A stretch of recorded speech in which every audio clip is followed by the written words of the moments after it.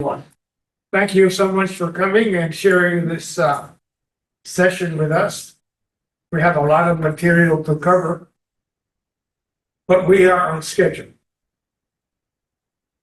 We left last week at the time when the Council of Foreigners had been invaded by all these churchmen and learned men from the East. I'm sorry. It falls asleep. So all these people from the East brought all this Greek culture to Italy, particularly to Florence, that was right in the middle of the Renaissance. And certainly this was one of the major contributions to the development of the Renaissance. All of this Greek theater, Greek sculpture, architecture, thought, ethics, theater, all these things were brought by these churchmen from Constantinople that came in the fleet of boats sent over by the papacy.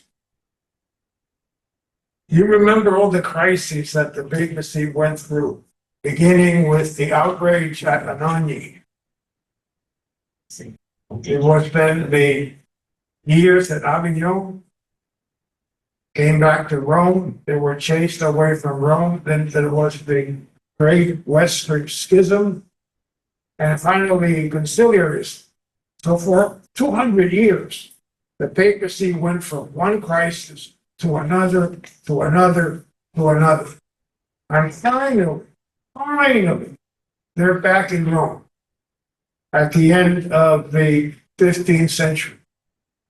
Now, the papacy could not take this down, could not take this line down. They had to do something to assert its authority, its primacy, its relevance. They had to demonstrate their power. So what did they do? They built.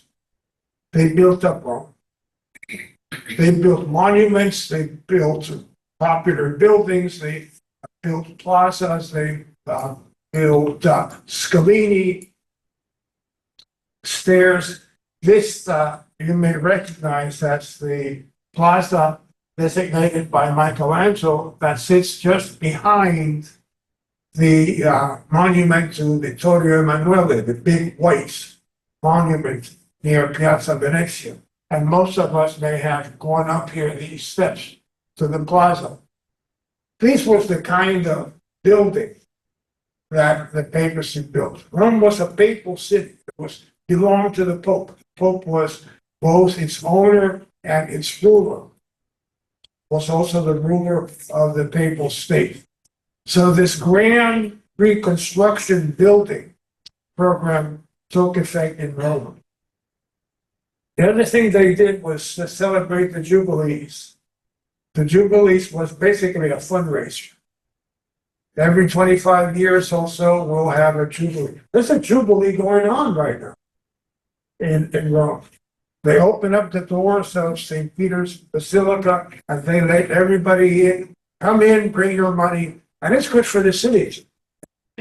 Because all the restaurants and all the flower shops and all the hotels and all the entertainment parlors experience a surge in occupancy. So certainly the Jubilee helped build up Rome, even though the popes always needed money. They were always broke. They were always ready to have one more raffle, one more run of indulgences in order to make more money. So we can say that the crises of the Middle Age demonstrated also that the papacy was human, that it was vulnerable to error, that these divine institutions, remember the story about the keys of the kingdom. I will build my church. Well, those divine institutions became humanized. together with the humanism of the Renaissance. So certainly there was the influence of the Crusades, the visits of the people from the East, the printing press had a lot to do about it. Growth of cities, the Black Death really nailed people to believe in life as it is now, not live for a future life. So we can say in general that medieval man became aware of life and became defiant of authority. It entered the Renaissance and then the Reformation. We went through this again. We went through the Renaissance popes. The Renaissance popes were very worldly. They did a few things, but by and large, they were more kings than popes. Calixtus III was from Spain. He was one of the Borgia families. And he tried to do a crusade, but didn't get anywhere. The only thing he could do was appoint a lot of his to profitable positions in the church. We mentioned Pius II, Silvio Piccolomini, who was a poet too. And he had been one of those who favored conciliaries, that the council has power over the Pope. Well, once he became Pope, he changed his mind. He said, no council is going to have power over me. I am going to have power over the Pope, over the council. But he was very political about it. He was very astute. And he did not make as many enemies as he could have had he been too rigorous. He forbade submitting acts of the Pope to any council. That is, once the Pope acted, that was the end. It could not go to a council. But that was very politically well handled, and it did not create too much confusion. Pope Paul II was a very mediocre person, except that he collected a lot of art. And he engaged many artists like Raphael here to paint the School of Athens in the Stanze in the Vatican. Sixtus IV was the one who built the Sistine Chapel. He also established the Vatican Archive.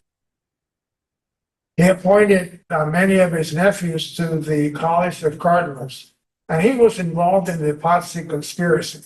We could have a whole class on the Papacy conspiracy. In short, the Medici had become very, very powerful in Florence, and they had made enemies along the way. And the Medici decided that they would strike the enemies decided that they would strike the Medici and neutralize or eliminate Lorenzo and Giacomo. They went to the Pope and said, look, Pope, is it all right ever to get rid of a tyrant? The Pope said, you mean tyrant like the Medicis? Yeah, something like that. And the Pope said, no, it's never right to kill anybody. On the other hand, if the Medici were eliminated from Florence, we would not mind.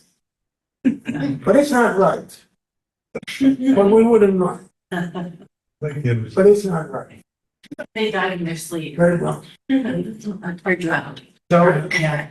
these, the attack team attacked Lorenzo and Giovanni the Medici while they were in the cathedral during Mass.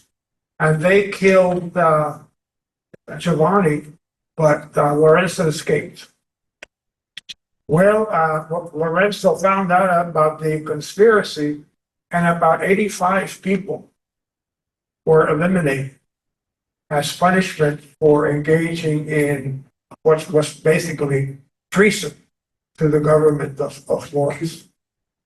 But it was that wishy-washy attitude of the Pope that has made into history. Everything was very, very, very well documented. And there is a very long and well-written article on the internet about the Papacy conspiracy. He also supported many artists, was obsessed with generating income. He needed money. Innocent VIII was a piece of work, appointed one cardinal at the age of 13. But Rodrigo Borgia became Alexander VI. He most likely bought his way into the papacy, bribed enough people to get enough votes.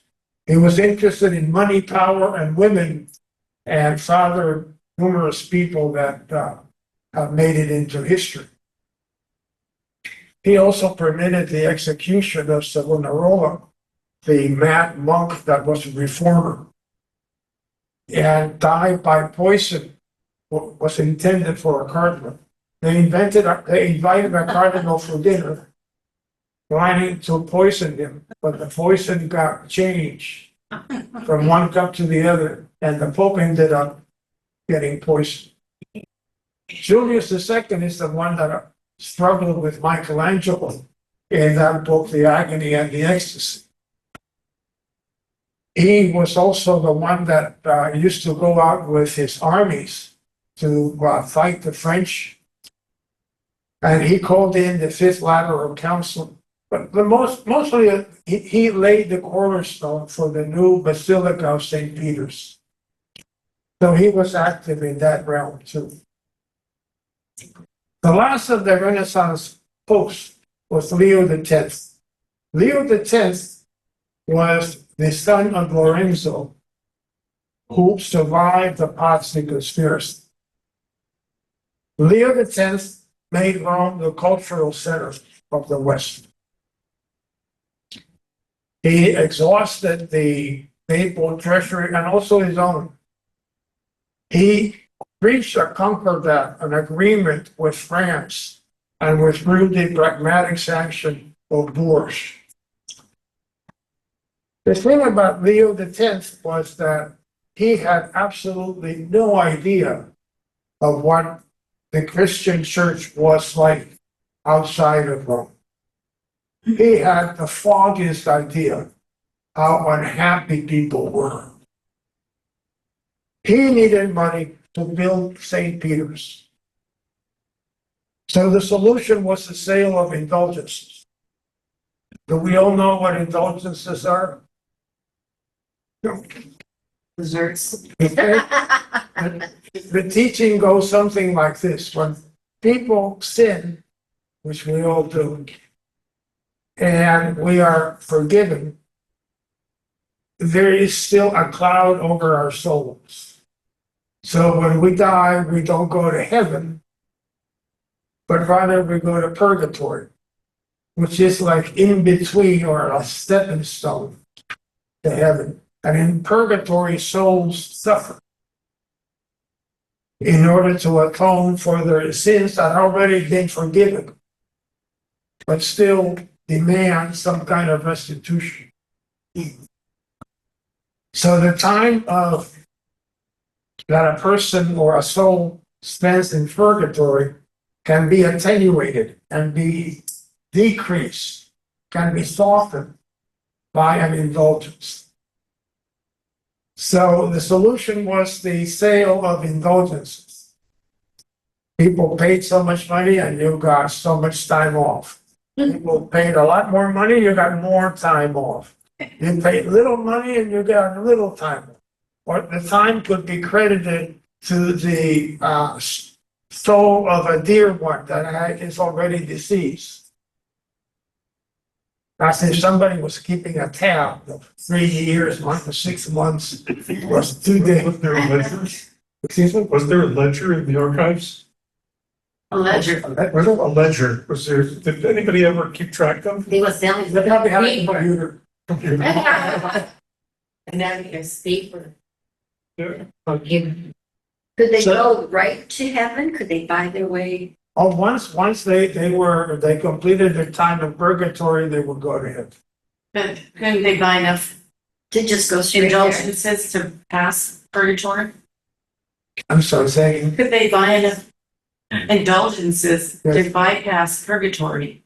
they could also get a plenary indulgence. A What? plenary indulgence was, everything was wiped out. Everything was wiped out, and that was particularly during the Jubilee. The pilgrim had to make visits to the four basilicas in Rome: St. Peter's, St. Giovanni, Santa Maria Maggiore, and St. Paul's outside the walls, and make a contribution everywhere. That would qualify them for a plenary indulgence. It's kind of, what were these people thinking of? That they could buy their way into heaven by paying money? It's hard to believe that Renaissance people believed in this. Yes, Tom? Raymond, how far geographically did the Pope have influence, for instance, in indulgences? I mean, did it You say, start with Germany and Holland and what? England? Well, the countries that remain faithful to the papacy were mostly Western Europe, Italy, and Southern Germany.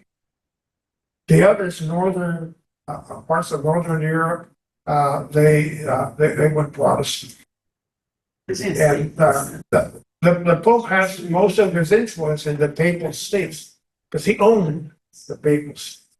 If you moved from the west to the east, did some of these things carry with you? And it's, you know, And you bought your indulgence when you got to the Constantinople, did it work? Right? Was it still valid? They did. There were churches Oh, there, yeah. churches Well, got I'm just saying churches and They weren't talking to each other, so just wondering. They would accept money from anywhere. Okay. Money was good anywhere. So Martin Luther was an Augustinian monk. And he was he was a zealot. But he posted 95 statements on the church door in Wittenberg in 1517. And this was something that was done regularly because they were an educated order. And the idea of debate, even in matters of religion, was common and tolerated and almost expected. It was like it was an intellectual game. So debate was not frowned upon, but was rather really actually encouraged by those that had the gift of knowledge, of intelligence, and also the gift of speech.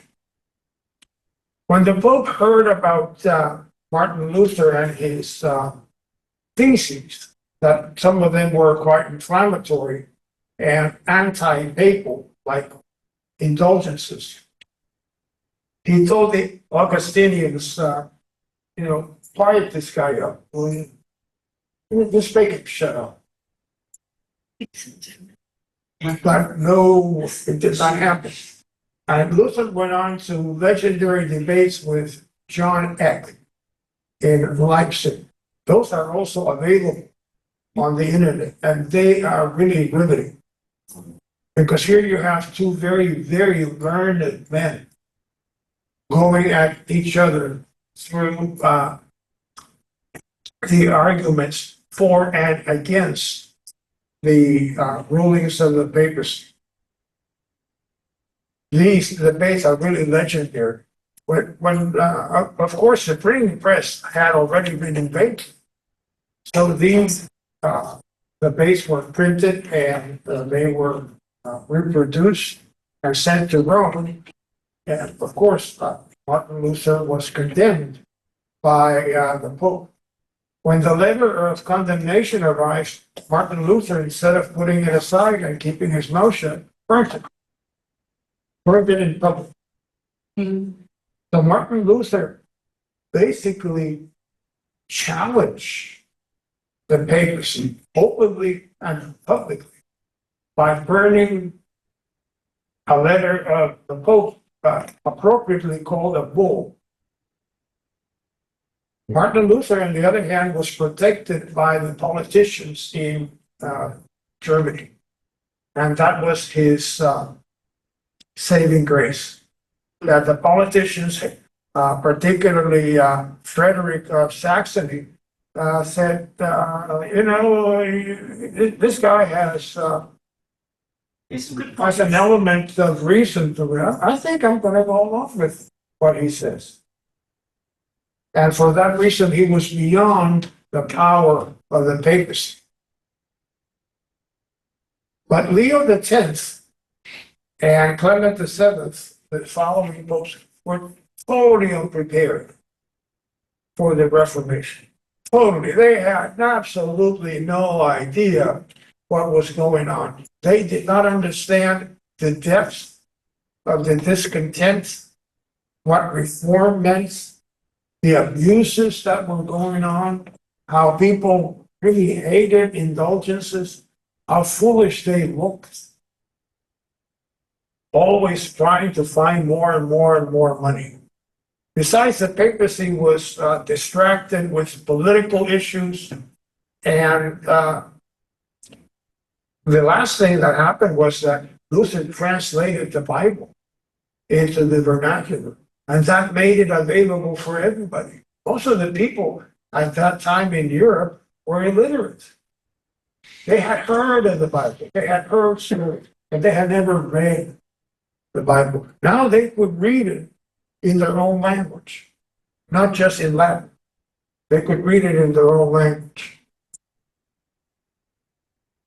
Luther attacked indulgences, justification or salvation by faith alone, the primacy of Scripture, the value of good works. Absolutely, predestination was a major subject in the Reformation. Also the sacraments, particularly the Eucharist. And finally, the powers and the legitimacy of the papal courts, and the clergy. So those were the bones that were available for munching on. Well, there were many causes for the Reformation, not just the church. We can say that there were social causes. The Renaissance had brought an era of humanism and also secularism. And people began to question religion in general, and the church in particular. No question that the printing press had a major effect on the Reformation. It was the first technological revolution. There were political reasons too. There were monarchs all throughout Europe that did not mind challenging the papacy. Many leaders viewed the Pope as a foreign ruler. There were economic reasons. European princes and kings, they were jealous of the Pope's riches. They disliked sending money to Rome, or sending gold, or sending jewelry. And then, of course, some of the religious leaders have become very corrupt and unworldly. And many people found the practices of the church, such as the selling of indulgences, unacceptable. So there were many reasons for the Reformation. It was not just Martin Luther.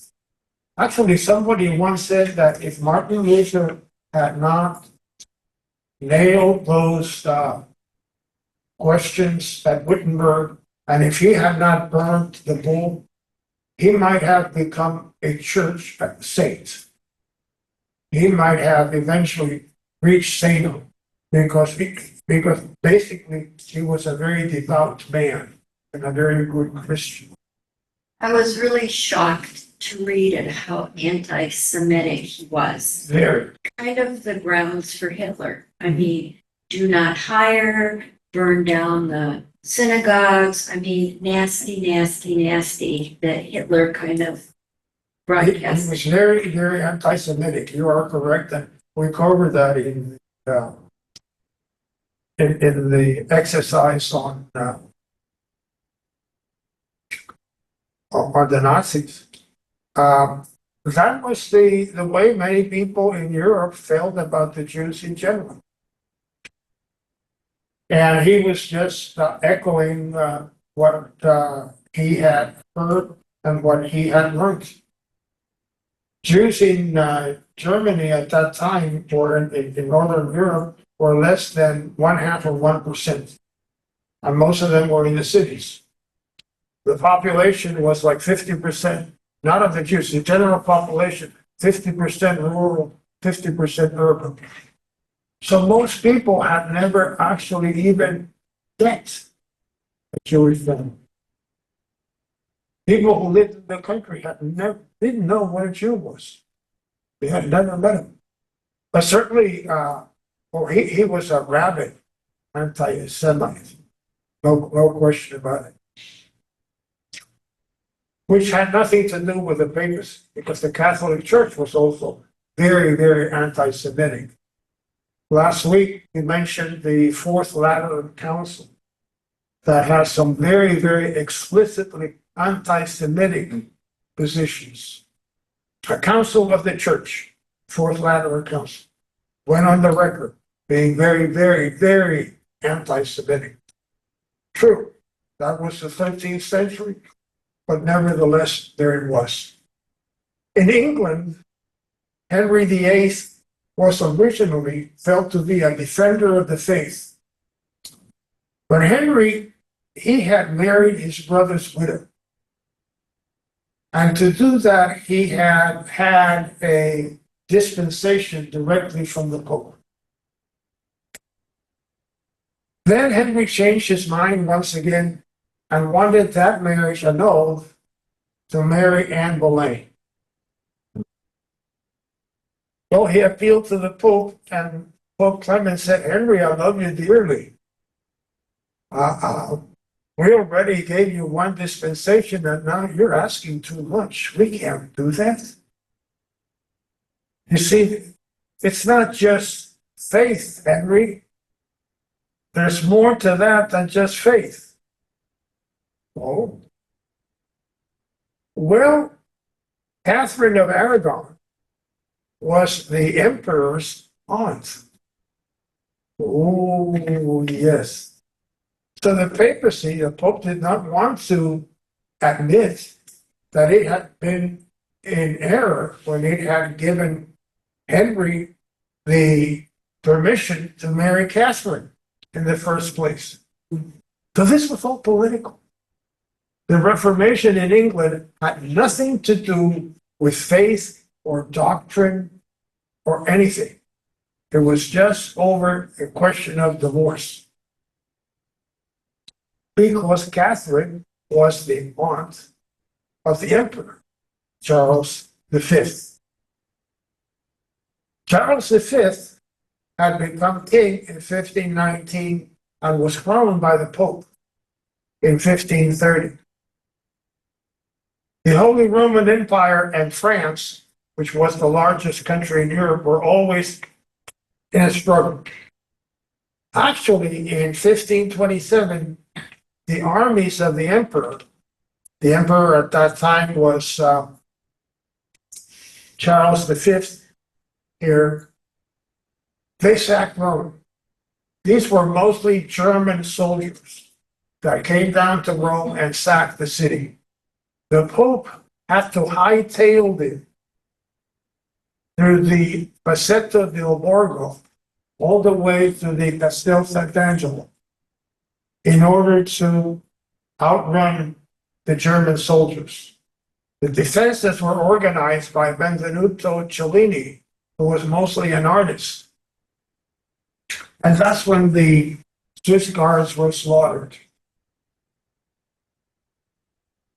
1527, Assetto del Borgo, Benvenuto Cellini. This is the Assetto, which is a walkway that goes from the Vatican. You can see it right through here, all the way to the Castel Sant'Angelo, which is really impregnable. And it stands to this time. If you read Angels and Demons, that book, that book, remember that they run with the Pope through the Passetto del Borgo to seek refuge in the Castel Sant'Angelo. And if you go to the opera, of course, this is where Tosca is during the third act, and this is where she jumps off to her death. All right, let's move on with the Reformation a little bit more.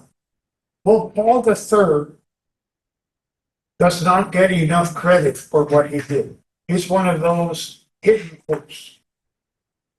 But this is a man that as soon as he got elected pope, he appointed a committee, small committee of cardinals, and said, look, guys, we have problems.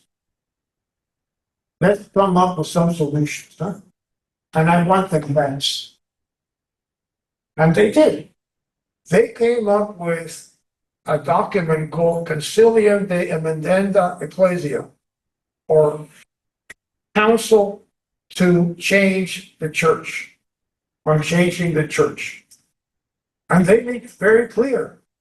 Look, Pope, we need better education for the clergy. We need to curb the excesses. We need to terminate the abuses and malpractice. And you need to step up and show leadership as Pope. You can't just sit there and pontificate all day long. That's not necessary. We're losing this battle. We're going to lose more countries. You need to step up and show some leadership. So Pope Paul III, after getting such a reprimand from the committee he appointed, he said, all right, we'll have an ecumenical council. Which is, again, flies in the face of papal authority. To summon a council demanded a great amount of self-confidence and guts, because nobody knows what a council will do. But he did. And the Council of Trent was really the major effort of the papacy in the Reformation and Counter-Reformation. Trent was under the rule of the empire, the Holy Roman Empire. And in that way it was protected. It's this region up here in what is now northern Italy. They had meeting rooms, they had water communications, they had transport, they had food, they had wine from the Veneto region and the Alto Adige. So it was a good place to have a meeting. This meeting went on for about 18 years. It was interrupted twice. And one of them was interrupted by a pope that did not believe in the council. If a pope calls for a council and the pope dies, the next pope has to call the council back. Those are church rules. The plague was also important in stopping the council, but anyway, 18 years, the council did an enormous amount of work.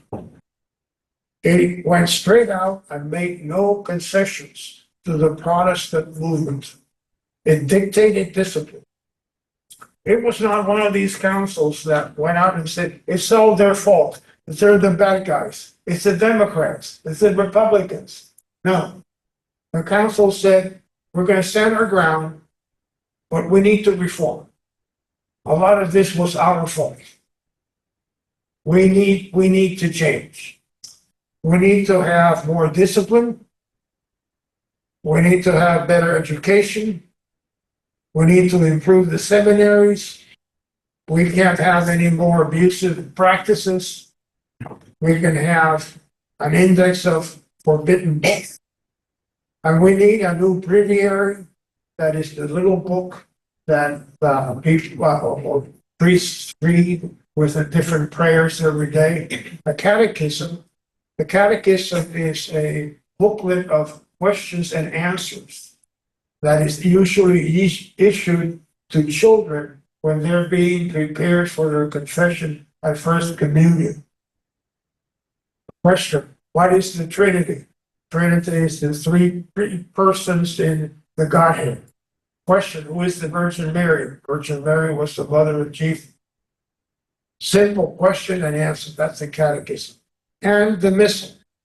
The missal that came out of Trent lasted 400 years without being reviewed. That's how solid a piece of work that was. What is the missile? Missal is the book that contains all the masses that is said day after day after day after day. Not the same mass every day, changes from day to day. But the missal is the one that has all the masses. I still have my 1950s missal. It's At home, yeah, in Spanish and Latin. Wow. Yes, and we also learned Latin. Yeah. I had 2 years of that. In school, Yeah. in the regular school. The toughest thing was something called the sequence of tenses. You don't want to know what sequence of tenses. That was the toughest thing ever. So, I wanted to point something out to you. These two pictures, or these two drawings, are by two different artists at two different times of the same thing, the Council of Trent. Look how similar these two are. So this must be the way it really looked when two people are able to depict it in such detail. The divisions in the council, this looks like the Congress.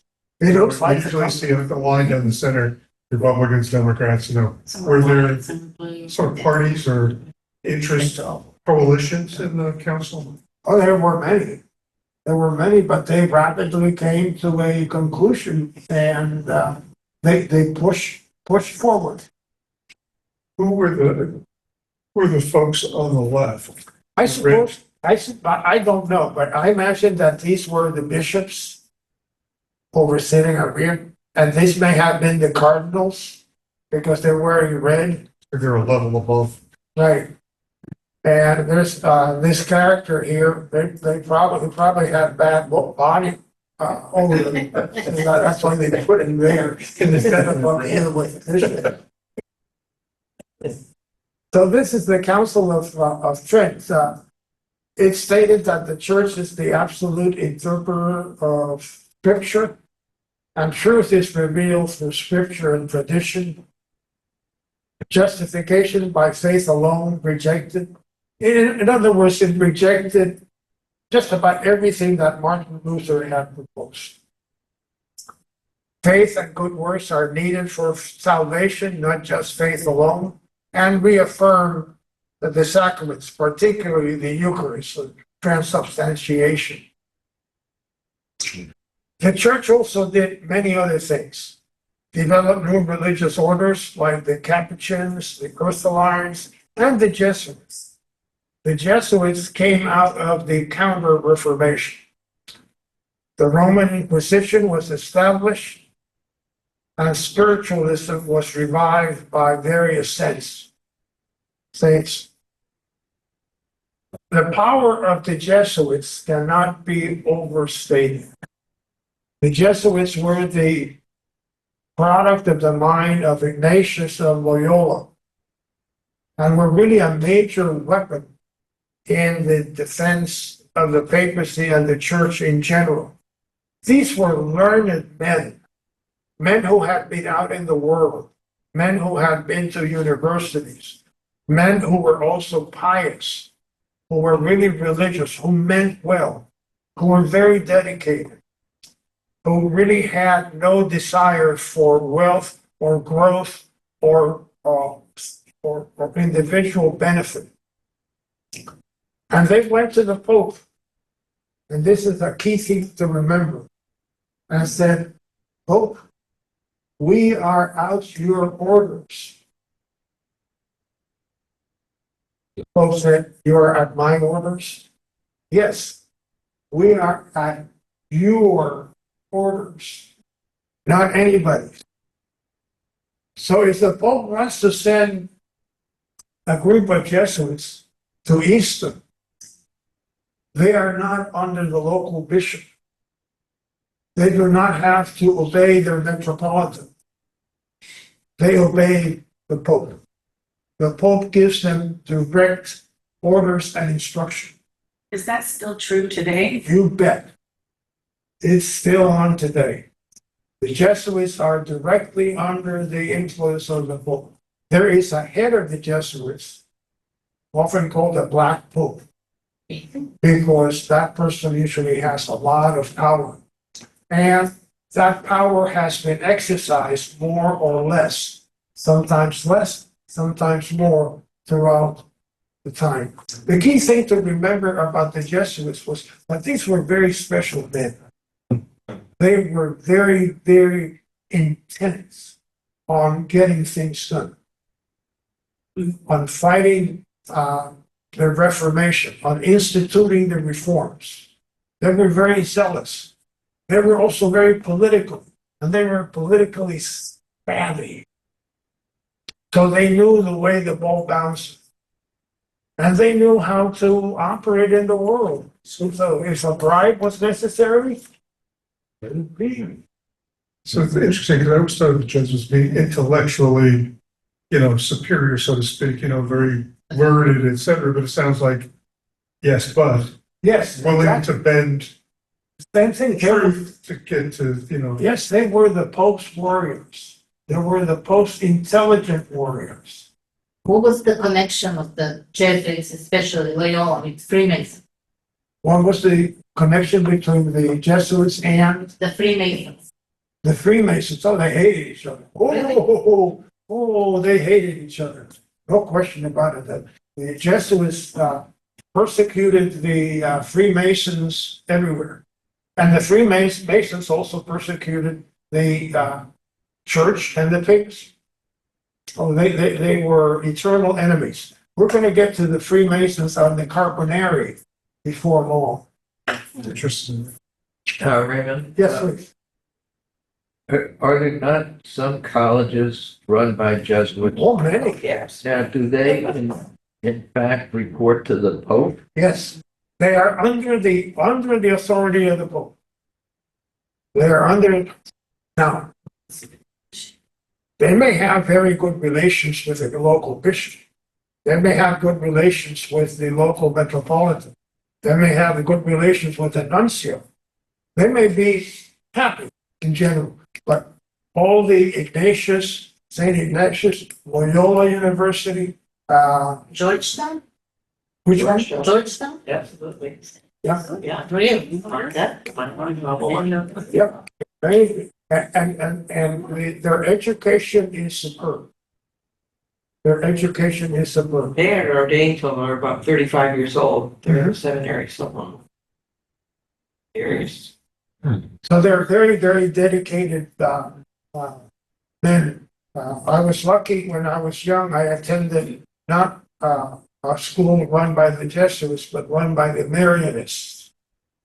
The Marianists were totally apolitical and dedicated just to education, while the Jesuits were more towards the overall, the whole man, the whole situation. So there was conflict all over Europe with the Reformation over who are we going to follow? What are we people that were faithful to Rome found themselves in an awkward position if they were in an area that was Protestant. Eventually, the Peace of Augsburg was reached, declaring that each ruler could decide his allegiance, either to the Protestant churches or the Roman Catholic Church, and his subjects would be bound by his choice. To put it in Latin, cuius regius eius religio, whose realm is religion. If the Lord of Easton is Roman Catholic, then this is going to be a Roman Catholic area. If the Lord of Preston is going to be Protestant, that is going to be a Protestant area. So that was the Peace of Augsburg. The ruler determines the religion. If you're a Micah, you could go. Was it easy to do that? Relatively easy because people didn't own land. That belonged also to the ruler or to the king or to the church. So people could move, try to find some work elsewhere, knowing that people over there would be moving here. So they just basically traded places. The Peace of Augsburg referred only to Lutherans and Catholics, not to Calvinists. Calvinists had another agreement among them. So the Counter-Reformation occurred in the 16th and 17th century. The papacy was concerned with implementing the directives of the Council of Trent and the rebuilding of Rome in the Baroque style, and also pursuing a lavish lifestyle, no question about it. The thing was that with the Council of Trent and all these initiatives on behalf of the papacy and the Catholic Church, the Reformation was stopped. The Reformation spared Spain, spared most of Italy, spared most of France, spared Poland, spared Yugoslavia, Croatia, southern Germany, what is now southern Germany, was also spared. But the Reformation had already spread to the northern parts of Europe and Scandinavia, which to this day they continue to be very strongly Protestant. Pius V was a man of discipline and piety. He was a Dominican. He had been Grand Inquisitor, and he knew prayer, penance, and fasting. He was a good churchman. He looks kind of evil there in this painting, but he was a good churchman. He affirmed church discipline, introduced a new breviary, standardized the Mass, that's what we were saying, that lasted 400 years, and campaigned against the Huguenots that were heretics in France. Those were basically the only major heretic group in France at that time. On the other hand, he did not handle the British well. He issued a bull or a letter in which he excommunicated and declared a heretic Queen Elizabeth I of England. And there was no need to do that. It was really ill-timed. So Parliament retaliated by declaring that to convert Protestants to Catholics for political reasons was treason, and it could carry the death penalty. So these struggles between the Protestant Church of England and the papacy ended up in a lot of hard feelings on both sides. And they have never been able to heal. Because we need to remember that the split with the Church of England was political. It had nothing to do with faith or morals or beliefs. It was purely political. The other character that we need to remind ourselves of is Giordano Bruno. He was also a Dominican.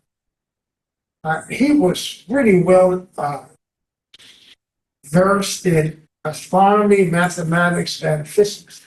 He had the audacity to say that those stars that we see at night are suns that may have their own solar systems with planets revolving around it. My goodness. He challenged the heliocentric theory, and of course, he was attacked by the church. This is a statue of him in Campo de Fiore in Rome. If you go there with little children, you have to convince them that this is not a Jedi Knight. That's Darth Vader. So Bruno was burnt at the stake in the year 1600 for stating that the stars were actually suns. He said a few other things that were actually correct, but not properly worded. The other thing was that he was a contrarian. He did not handle himself well with the church. On the other hand, Galileo, the famous astronomer and mathematician, he handled himself well when they brought charges against him. When he realized that they were going to burn him also if he did not recant, he immediately said, "You're right. I made a mistake. Everything that I said, I take back. Forget it. I burn all my books. I will never say another word. Yes, yes, yes. Anything you want." Knowing that his history would last much longer than those that were accusing him. The other thing about Galileo was that Pope Urban VIII, the one that presided at this trial, had been his friend. They were really close. And apparently Galileo had kind of made a joke in one of his writings about Urban VIII, and that's why Urban VIII was pissed off at Galileo. Really, Urban VIII was really trying to exert authority. He was trying to throw his weight around and show that, yes, he was the boss and he was totally intolerant of anybody that disagreed with him. So this business of firing executives that don't agree with the boss is certainly not there. It's always been there. Thin skin. Now, another item to remark on is the 30 Years' War. The 30 Years' War was really a civil war in Central Europe, most of what is Germany now. But it was ruinous for the estates of Germany. It resulted in France emerging as the strongest nation in Europe. The Peace of Westphalia granted Calvinists the same privileges as the Peace of Augsburg. In other words, if your ruler is a Calvinist, that land is Calvinist. If your ruler is Roman Catholic, that district is Roman Catholic. Excuse me. Can you tell me like what is the difference, like the major differences between the Calvinists and Catholics and Lutherans? My understanding, having never been Calvinist, is that they are much stricter than the other Protestants. That John Calvin was very, very strict. His statements were very firm. Those who sinned, whatever sin it was, were severely punished. They believed in corporal punishment. You remember the stories about the witches of New England and the like, the burning of the stakes and the like. All of those sects were derivatives of the Calvinist group. So they, Or in the way that they practice the Christianity or Catholicism than like real. getting forgiveness, for example, in the Calvin, my understanding is that getting forgiveness is a lot more difficult Yeah. than in the Roman Catholic religion. But Calvin was very, very strict and very firm, and the idea of fire and brimstone or corporal punishment or banishment, that was part of their religion. Anybody can help with that? No? Makes sense. It's a more conservative, the Presbyterian Church Right. is more conservative than many of the other Protestant churches. Well, there's two branches And then, of yeah, there are branches. Presbyterians, and one is much more conservative. Presbyterian and Calvinists is somehow related. The Presbyterians are one of the major descendants, let's say, of John Calvin. Thank you very much.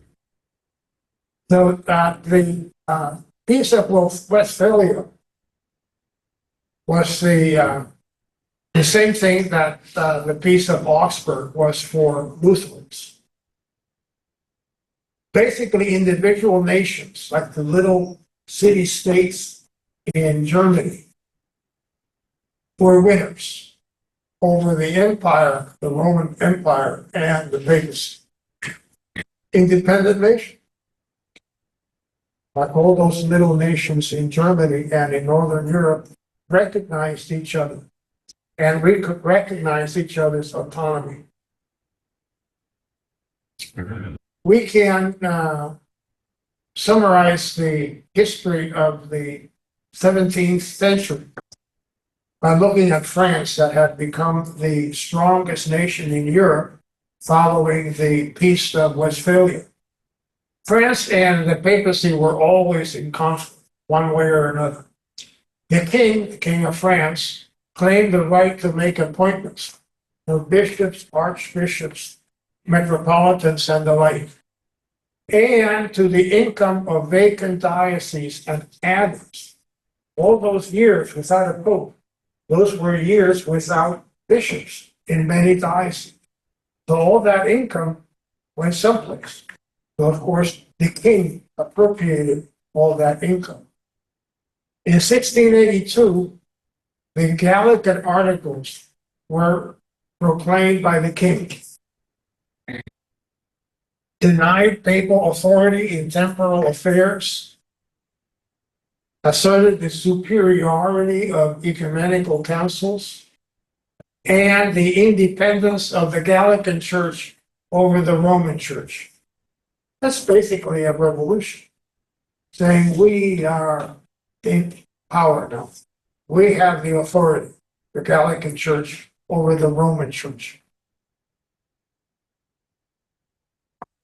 An interesting character of this time, during which the papacy kept a low profile, because, of course, the strongest country in Europe was France. France had imposed the Gallican Articles. The Reformation had taken place. The papacy had taken another beating. So they kept a low profile. Pope Innocent X had his sister-in-law that lived at the Vatican, Dona Olympia Magalchini.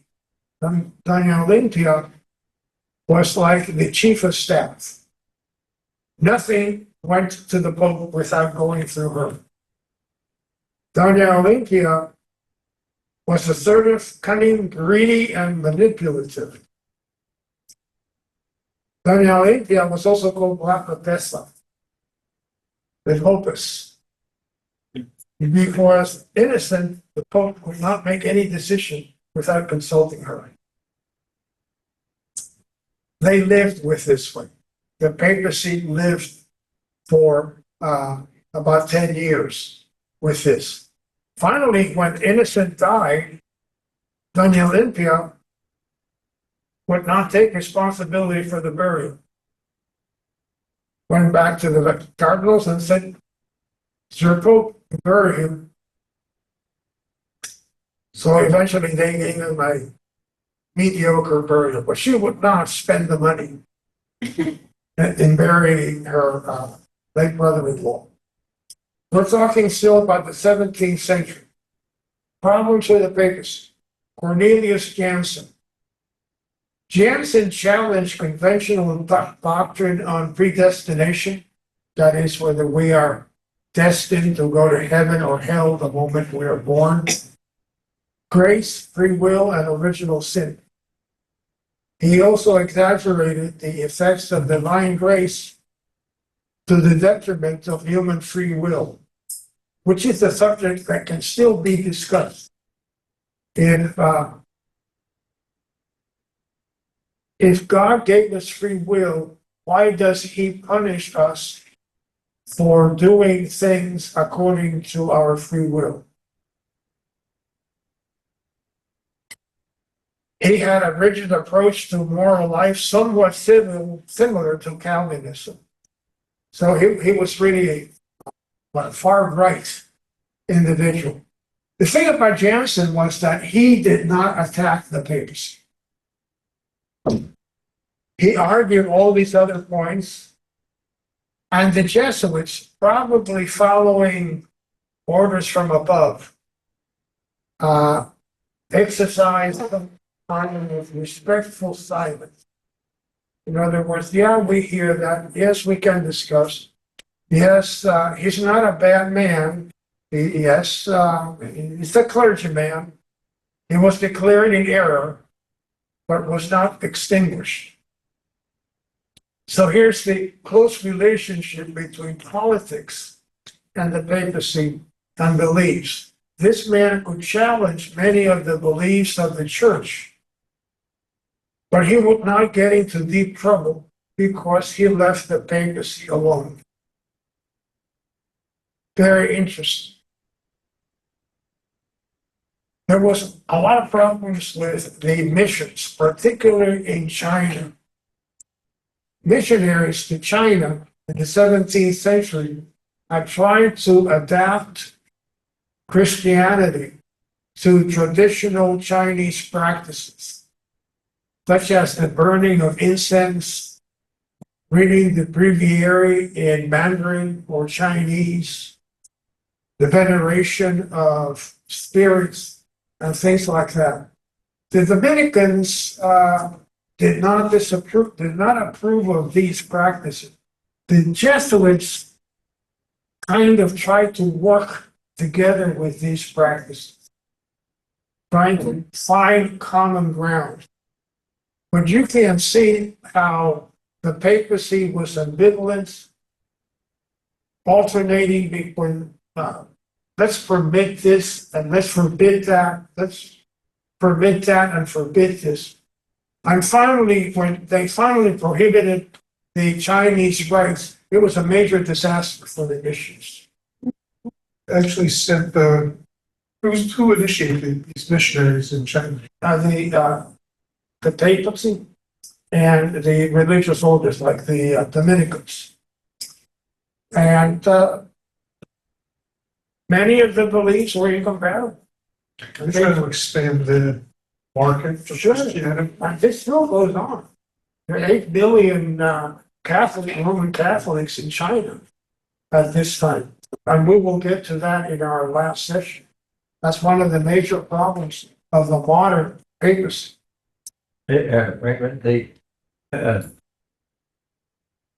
You would think that the Eastern Church would have penetrated China before the Western, but One would think so. but they The same did. thing as India. Yeah. Is there any history around how they came to conclude that let's send missionaries to China? I mean, it seems like a big move. Well, in the 17th century, a lot of exploration took place. Portuguese. No, the explorers went to China, both through the Cape of Good Horn and the Indian Ocean, and also from the Americas. And they found that these people did not know Christianity. They had wealth too. They had Shinto beer. And stuff. It must be a good place to go. Opening store here. No doubt about it. So the Jesuits have become strong in the Counter-Reformation. This is a picture of the main church of the Jesuits in Rome, El Gesù. And this is just next to Piazza Venezia. If you go through this alley here, which is not an alley, it's really a major avenue in Rome, you end up in Piazza Venezia, where Mussolini used to give all those speeches. Very centrally located, very, very Baroque, very ornamental. But it shows also the power and the strength of the Jesuits. They made very good counselors, confessors, and statesmen. It's not unusual for Jesuits to be dealing in affairs of state. You remember that serial Shogun? Shogun, that was way back in the 70s. We were younger then. And in France, the cardinals that participated in governments. So all these people were Jesuits. Jesuits were very, very strong in adapting to politics in general. So the Jesuit general, that was the name of the top dog in Rome, the general of the Jesuit order, is called the Black Pope. Generally, you could say that the Jesuits became a church within a church. So the Pope had one church, the Pope had the Jesuit church. This generated widespread distrust and fear because of their power and influence. Therefore, the Jesuits have been themselves persecuted just about everywhere, many places, and have been expelled from a number of countries, have been dissolved a number of times, have been reinstituted a number of times too. The Jesuits have been very, very controversial because they are powerful and they are influential. The same thing happens in any organization. When people become too powerful, too influential, they get mistrusted. Resilient, Say again? but resilient. Yes, very, very resilient. These are just some of the stories. The Jesuits had built large reservations for the indigenous populations of Brazil and Paraguay. Why did they go there? For the same reason. They found people that were non-Christians. They found the opportunity to evangelize them. They found that they had wealth too, natural resources. When war broke out, both sides blamed the Jesuits because of their participation in various intrigues. Portugal confiscated their properties and expelled them. Now, they had lost, the Jesuits, an enormous amount of money when their ships were sunk during the 7 Years' War. Their properties were confiscated, and the Jesuits were exiled to Avignon, in France. In other words, they had lost so much money that their creditors, banks and the like, said, hey, we need restitution. So their properties were sold. Has a Jesuit ever been elected pope? Yes. Francis Francis. was Oh, Jesuit. is that? Yeah. But it's a totally different kind of Jesuit. Oh, It's a totally different kind of. These people were, at this time in the 17th century, they were still fighting the Counter-Reformation. France and Naples also demanded that the Jesuits be dissolved. Pope Clement the 14th, abolished the Jesuits under intense pressure in 1773. The Pope became paranoid and believed that Jesuits agents were after him. And he died suddenly in 1774, and it had been rumored that his chocolate was poisoned.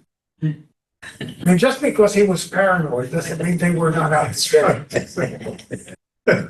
But apparently this is what happened. Great intrigue with the Jesuits and the popes. You know, it's interesting to me that these popes really did not live that long No, compared to today. people at that time did not live that Yeah. to begin with, and many of them were elderly when they became popes. So most popes just lived a few years. You're very correct. Were the Jesuits mainly French, or how they would spread geographically? Most of the popes at this time were Italian. No, the Jesuits. Jesuits, they came from all over the nation.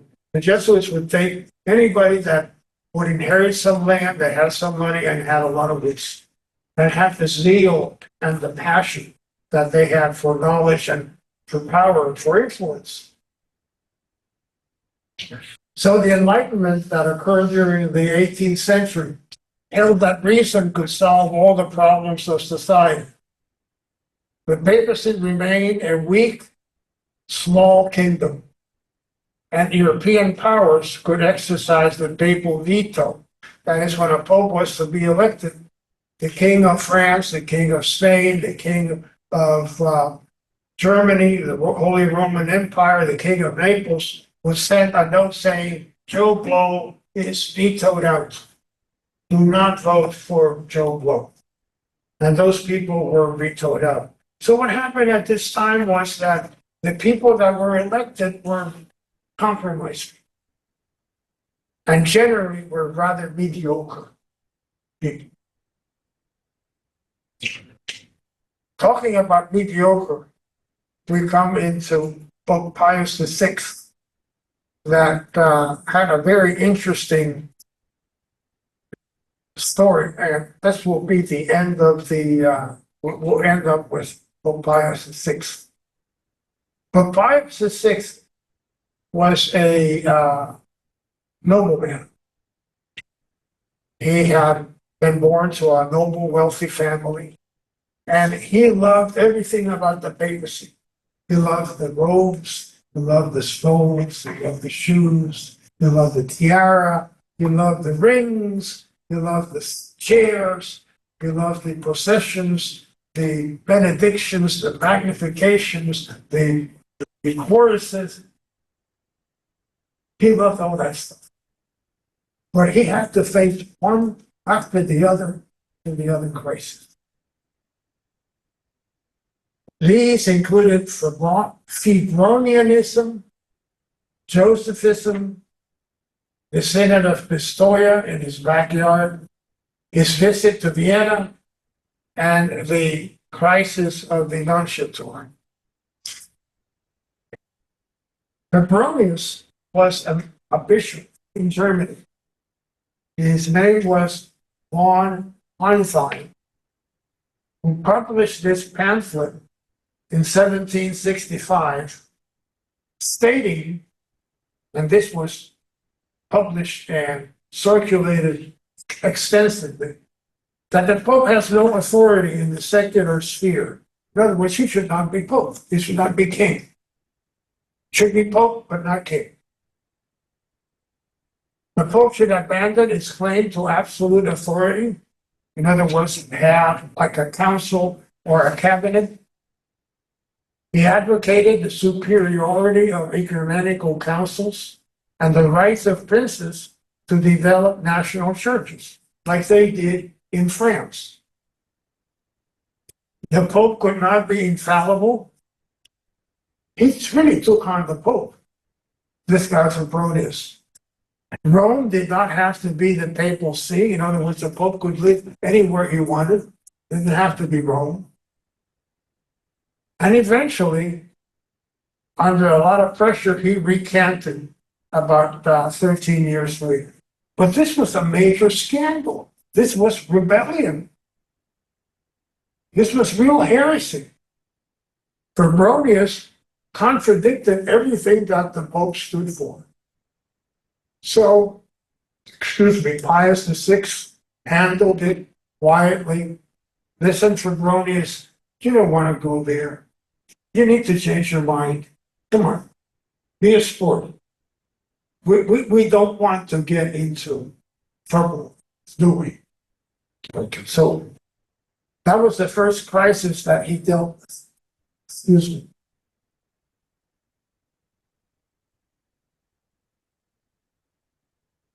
Oh, this is the review. The church is not monarchical. The Pope is subordinate to the universal church. The Pope does not possess infallibility. Provincial synods to discipline bishops and the like. The other thing, and this was a rebellion from within the church. Now this is rebellion from within government. Now government gets on its back. The emperor was Joseph II. Joseph II decided to establish new parish structure. In other words, make a new parish here, a new parish here, a new parish out of this land, and the like. Monasteries became under the jurisdiction of the local bishop, not under the jurisdiction of Rome, even though they had been chartered by Rome. Monasteries became local. He wanted religious tolerance for all, Protestants, Orthodox, Jews. Goodness gracious. No remittances to Rome. That's where it hurts. No gold, no jewelry, no money going to Rome. Marriage considered strictly a civil contract. In other words, the sacrament of marriage, not enough. There has to be a civil ceremony. Seminaries were run by the state. Sure, it's good enough to have priests, but the seminaries are run by the state, not by the church. Pope Pius VI said, this is a lot of trouble. This is really, I dealt with Febronius. Okay, this is the emperor. I better go to Vienna and talk to Vienna. So you remember in Canossa, when the emperor and the king met in the mountains, in the castle, up in the mountains in northern Italy, in the middle of the winter. This time it was the Pope that made the pilgrimage to Vienna to ask the emperor, please, keep up on some of your rulings here. So Pius VI went to Vienna in 1792. And there were receptions, there were parades, blessings, banquets, concerts, but no change in policy. Not only that, the Pope was humiliated when he was introduced to the Chancellor. The Chancellor shook his hand instead of kissing his feet. At that time, they were supposed to kiss the feet of the Pope. The Chancellor said, hey, Pope, how you doing? You had a good trip? Enjoying all the manifestations and celebrations, but no change in policy. So this was a Canossa in reverse. This was a great humiliation for the papacy. At that time, remember, this was the 18th century. Going from Rome to Vienna was a trip. It took several weeks. It was not easy. It was hard on horse and buggy. But the Pope went. Pope reached the emperor and tried to lobby for the emperor to withdraw all of these specifics, but no, didn't. Then the Synod of Pistoia came about. A synod, if you remember, is a meeting of bishops. And this was in Italy. The Synod of Pistoia was controlled by some very liberal or leftist bishops that stated, number one, the church should exercise no secular activity. In other words, civil government should be outside the church. The beginning of the idea of separation of church and state. Basically, that's what they Same want. thing with war stuff in the United States. In the papal state, there was no difference. The bishop was the ruler of that district. All the administrators were clergymen. So there was no separation, church and state. The church had no right to introduce dogmas. Church could only be infallible if conformed to scripture and tradition. They were in favor of using the vernacular, and nuns had to be 40 years old before they could take vows. Whatever that came from, God knows. Maybe some. This is the last slide.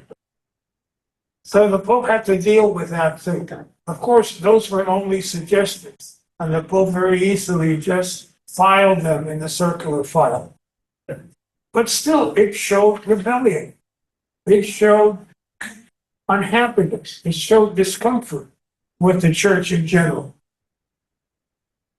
Pius VI decided to appoint a nuncio to Munich.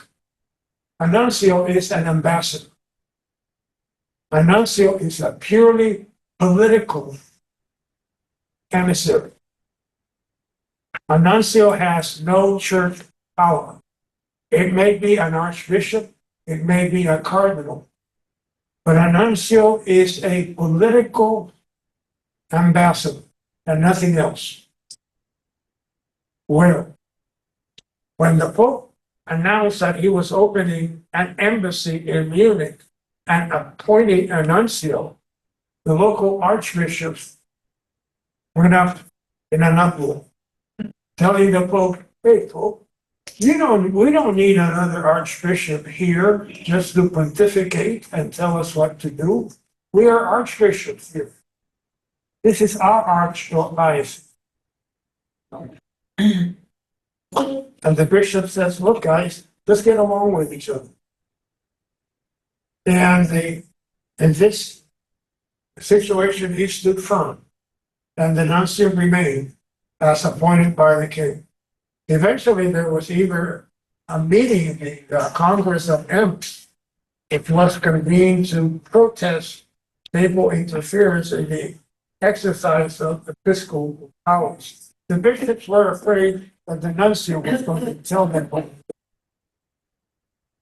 But it all depended on the individual. So this was done. All right, we're up to date. Work the base. Oh, my goodness, wow. We should be able to finish on time, and two more sessions. Next time, we head directly into the French Revolution.